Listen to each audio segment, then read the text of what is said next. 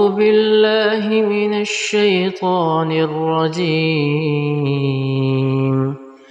بسم الله الرحمن الرحيم. الرحمن علم القرآن خلق الإنسان علمه البيان الشمس والقمر بحسبان والنجم والشجر يسجدان والسماء رفعها ووضع الميزان ألا تطغوا في الميزان وأقيموا الوزن بالقسط ولا تخسروا الميزان والأرض وضعها للأنام فيها فاكهة والنخل ذات الأكمام والحب ذو العصف والريحان فبأي آلاء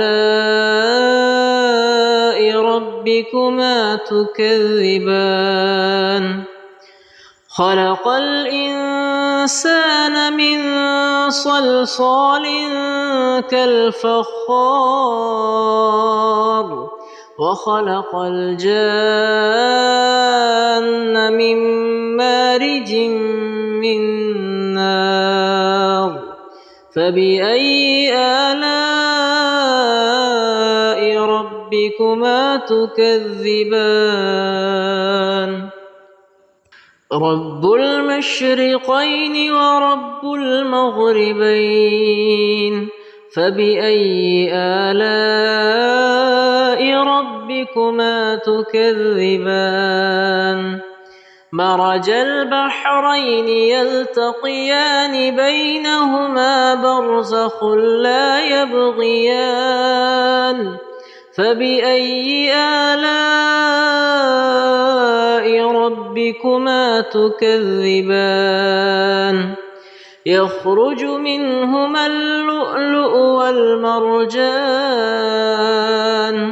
فبأي آلاء ربكما تكذبان وله الجوار المنشآت في البحر كالأعلام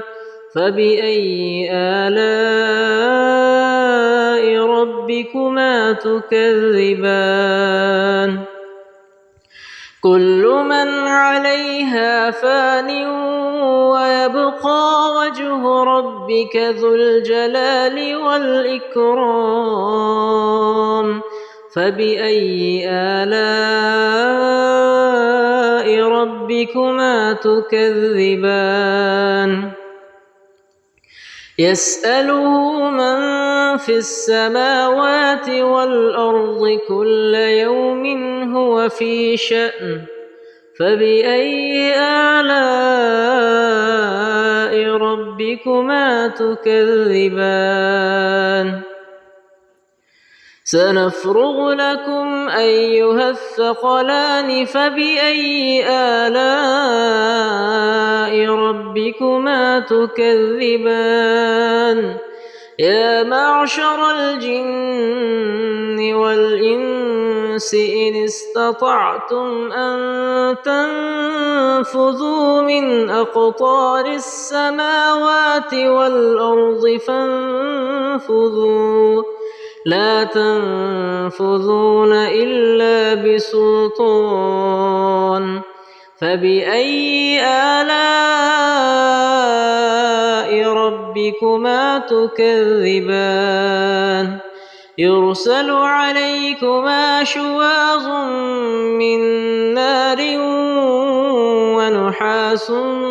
فلا تنتصران فبأي آلاء ربكما تكذبان فإذا انشقت السماء فكانت وردة كالدهان فبأي آلاء ربكما تكذبان فيومئذ لا يسأل عن ذنبه إنس ولا جان فبأي آلاء ربكما تكذبان يعرف المجرمون بسيماهم فيؤخذ بالنواصي والأقدام فبأي آلاء ربكما تكذبان هذه جهنم التي يكذب بها المجرمون يطوفون بينها وبين حميم آن فبأي آلاء ربكما تكذبان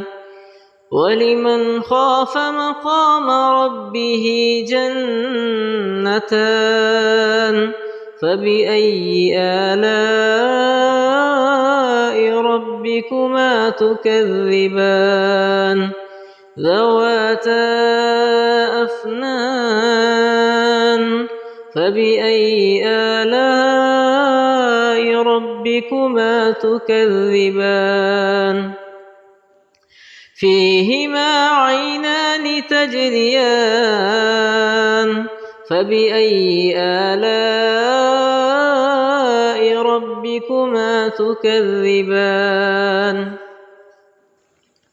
فيهما من كل فاكهة زوجان فبأي آلاء